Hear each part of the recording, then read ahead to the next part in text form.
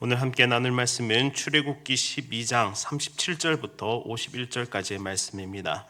출애굽기 12장 37절부터 51절까지의 말씀, 구약 성경 100쪽에 다 찾으셨으면 한 목소리로 함께 읽도록 하겠습니다.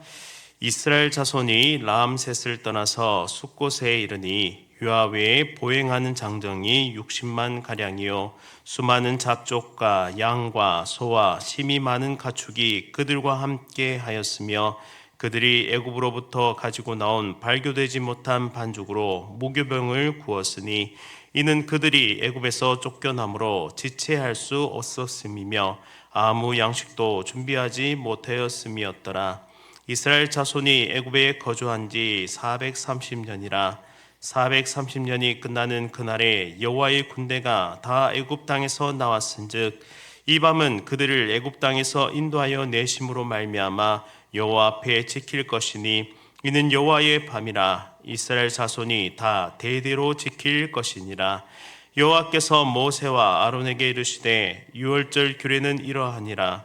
이방 사람은 먹지 못할 것이나 각 사람이 돈으로 산 종은 할례를 받은 후에 먹을 것이며 거류인과 타국 품꾼은 먹지 못하리라. 한 집에서 먹되 그 고기를 조금도 집 밖으로 내지 말고 뼈도 꺾지 말지며 이스라엘 회중이 다 이것을 지킬지니라. 너희와 함께 거류하는 타국인이 여호와의 유월절을 지키고자 하거든 그 모든 남자는 할례를 받은 후에야 가까이 하여 지킬지니 곧 그는 본토인과 같을 될 것이나 할례 받지 못한 자는 먹지 못할 것이니라. 본토인에게나 너희 중에 거류하는 이방인에게 이 법이 동일하니라 하셨으므로 온 이스라엘 자손이 이와 같이 행하되 여호와께서 모세와 아론에게 명령하신 대로 행하였으며 바로 그날에 여호와께서 이스라엘 자손을 그 무리대로 애굽 땅에서 인도하여 내셨더라. 아멘. 새로운 길로 인도하시는 하나님, 새로운 길로 인도하시는 하나님이란 제목으로 말씀을 선포하도록 하겠습니다. 유월절의 밤이 지나갔습니다. 애굽에는 울음소리로 온통 가득 찼습니다. 왕궁에도 울음이 있었고 가장 낮은 집에도 울음이 있었습니다. 그러나 피가 발린 집 안에는 생명이 남아 있었고 보존되었습니다. 하나님께서 어린 양의 피를 보시고 그 집을 넘어가셨기 때문입니다. 그런데 하나님은 자기 백성을 그 집 안에만 머물게 하지 않으셨습니다. 구원의 모든 것은 문 안에서 끝나지 않았다라는 것이죠. 하나님은 살아난 백성을 길 위로 부르시는데요. 새로운 길로 하나님께서 직접 인도하여 가십니다. 출애굽기 12장 37절부터는 이스라엘이 실제로 애굽을 떠나는 그런 장면입니다. 드디어 그들이 움직이기 시작했는데요. 오랫동안 벽돌을 굽고 채찍과 억압 아래 살았고 또한 그곳에서 신음하던 사람들이 이제 새 길로 나아가기 시작한 것입니다. 그들이 떠난 곳은 라암셋이었는데요. 노예의 도시였습니다. 그들의 눈물과 한숨이 스며 있는 도시였죠. 그런데 하나님은 바로 그 자리에서 자기 백성을 일으키셔서 이끌고 나아가십니다. 오늘 본문은 하나님께서 구원받은 백성을 어떤 사람으로 만들어 가시는가를 보여주는 중요한 장면입니다. 하나님은 자기 백성을 과거의 자리에서 끌어내시고 하나님은 자기 백성을 언약 안에서 살아가는 새로운 공동체로 부르고 계신다라는 사실을 우리는 발견할 수 있습니다. 따라서 오늘 본문을 통해서 우리가 발견할 수 있는 첫 번째는요, 하나님은 자기 백성을 옛자리 애굽의 자리에서 끌어내신다라는 사실을 먼저 발견할 수 있습니다. 37절에 이스라엘 자손이 라암셋을 떠나서 숫곳에 이르니라고 말씀하는데요. 이 장면은 매우 짧게 기록되어 있습니다. 그런데 그 안에는 엄청난 시간이 담겨 있습니다. 바로 430년의 기다림이 있었습니다. 이스라엘은 오랫동안 애굽에서 살았는데요. 요셉의 때로부터 그렇게 살았는데 처음에는 보호를 받았어요. 그러나 시간이 지나면서 노예가 되었습니다. 애굽은 그들의 몸뿐 아니라 마음까지, 사고방식까지 사로잡았습니다. 그런데 하나님께서 그래서 이제 그들을 이끌어내고 계십니다. 중요한 것은 출발 지점인데요. 그들은 라암셋에서 출발합니다. 라암셋은 그들이 벽돌을 굽고 나르던 곳, 그리고 무너질 듯한 몸으로 겨우겨우 지탱하던 삶의 자리였습니다. 하나님은 그들의 가장 깊은 고통의 자리에서 새로운 시작을 열어 가신다라는 사실이죠. 사랑하는 성도님 여러분, 이것이 바로 하나님의 방식입니다. 하나님은 자기 백성을 가장 오래 울었던 자리, 가장 무너졌던 자리, 그리고 가장 깊은 절망 속에서 새 길을 열어 가신다라는 사실입니다. 그리고 본문은 이 출발이 결코 초라한 탈출이 아니었다라는 사실을 보여줍니다. 38절에 수많은 잡족과 양과 소와 심이 많은 가축이 그들과 함께 하였으며 라고 말씀하는데요. 이스라엘은 빈손으로 도망치듯이 떠난 것이 아닙니다. 하나님은 애굽 사람들의 마음을 다스리셔서 그들의 마음을 움직이셔서 은금과 의복까지 얻게 하셨습니다. 본문 앞부분에서는 애굽 사람들이 오히려 이스라엘 백성들을 재촉해서 빨리 나가달라고 떠나달라고 말합니다.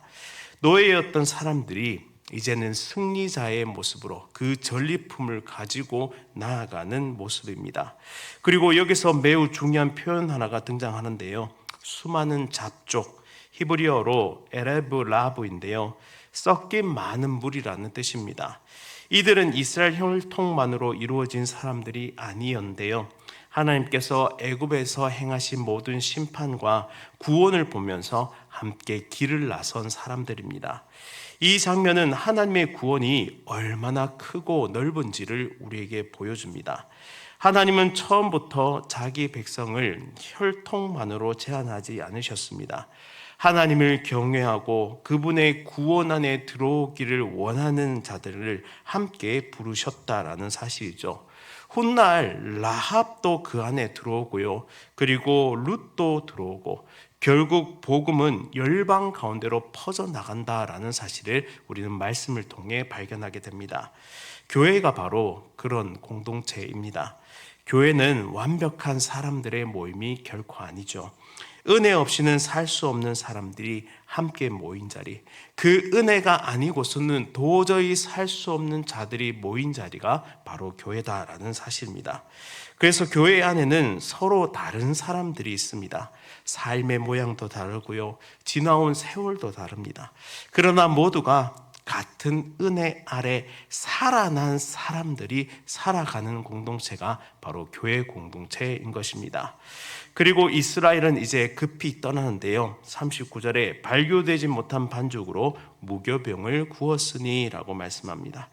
빵이 부풀 시간을 기다릴 수 없었습니다. 무교병은 그래서 단순한 음식이 아니라 하나님께서 급히 우리를 건져내셨다라는 의미를 담고 있습니다. 그러한 기억인 것입니다. 이스라엘은 완벽하게 준비된 상태에서 나온 것이 아닙니다. 하나님께서 그들의 삶의 문을 여셨을 때, 새 길로 인도하셨을 때 그들은 즉시 따라 나섰습니다.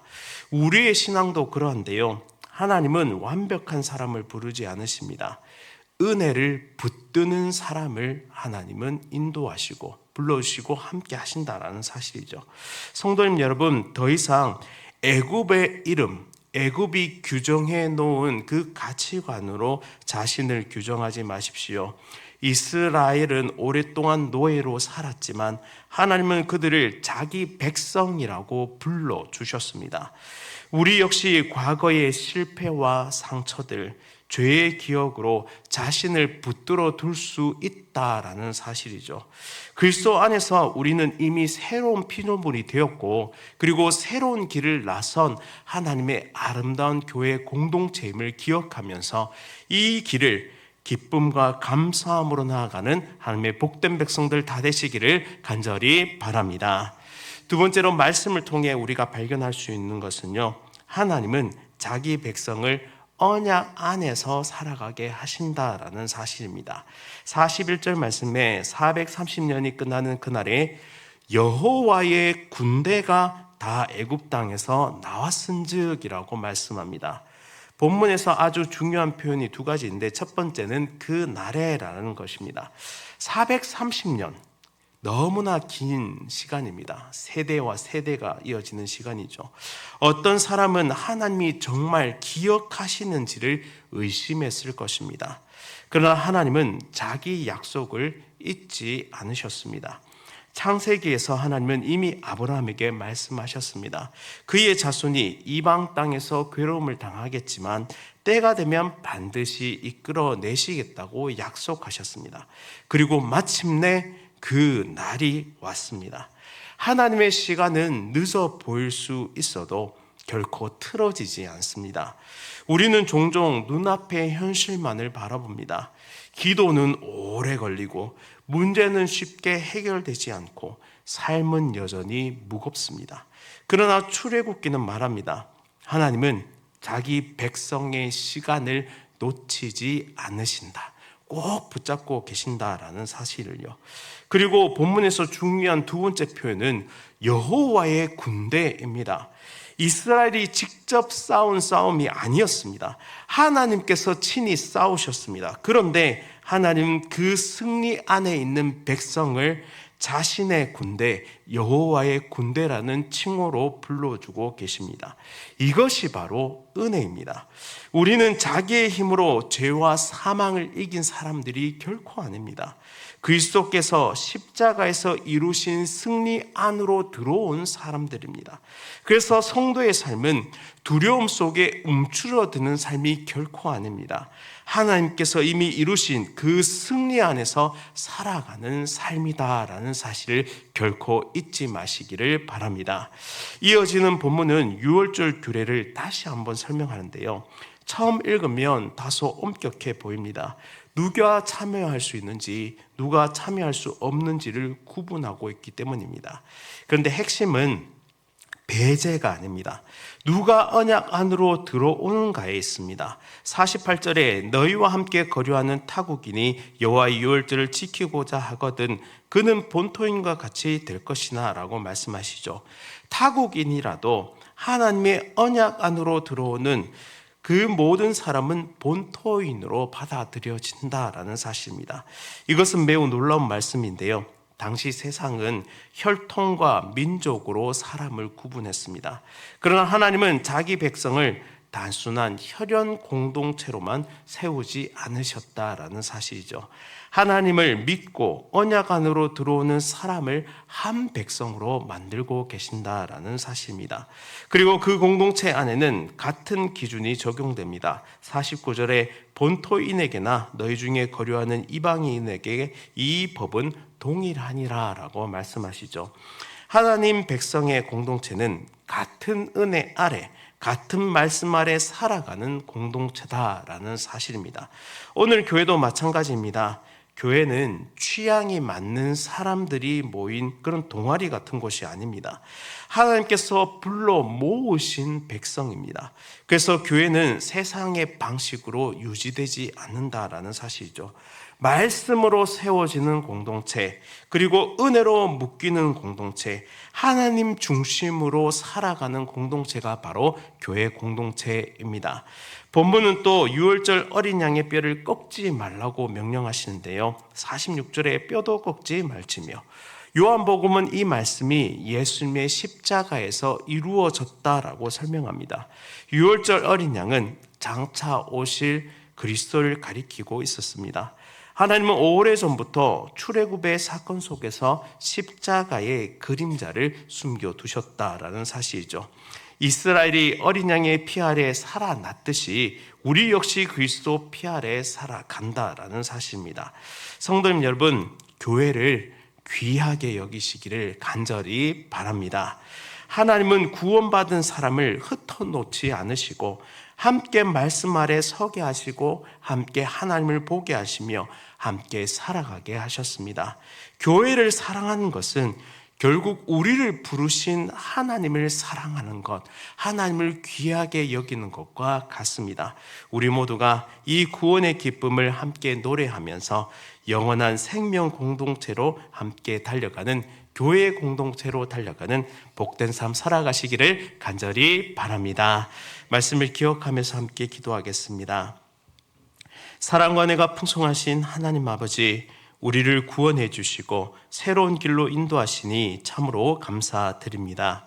구원의 길, 생명의 길을 걸어가며 과거의 습관적인 죄악들을 벗어던지게 하시고 애국과 같은 옛것을 그리워하지 않게 하여 주옵소서.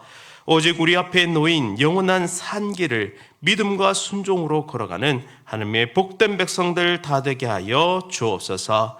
날마다 성령 충만의 은혜를 사모하게 하시고 하나님께서 동행하시며 이끄시는 진리와 생명의 길을 기쁨과 감사함으로 달려가게 하여 주옵소서. 우리 앞에 놓인 수많은 어려움과 난관들이 있을지라도 오직 하나님만이 우리의 방패시요 요새시요 산성이심을 고백하며 말씀과 기도로 승리하게 하여 주옵소서. 담임 목사님과 사모님에게 날마다 성령 충만의 은혜를 부어주시고 풍성한 위로와 힘을 공급하여 주옵소서. 자녀들의 삶을 인도하여 주옵소서. 또한 성도님들의 가정과 사업터 가운데 하나님의 큰 복과 은혜를 내려주시고 아름다운 열매들이 가득 맺히게 하여 주옵소서. 자녀들이 믿음 가운데 더욱 든든히 서가게 하옵소서. 이 나라와 이 민족을 긍휼히 여겨주시고 평화와 자유를 지켜 보호하여 주옵소서. 나를 위해 기도하는 조국교회 성도들이 날마다 되지게 하시며 복음의 능력으로 다시 세워지는 복된 나라 되게 하여 주옵소서. 군 복무 중인 주의 자녀들, 세계 선교 사명 감당하시는 귀한 선교사님들의 건강과 필요를 채우시며 복음의 능력이 힘있게 나타나게 하여 주옵소서. 예수 그리스도의 이름으로 간절히 기도드립니다. 아멘. 오늘 하루도 성령 충만으로 승리하십시오.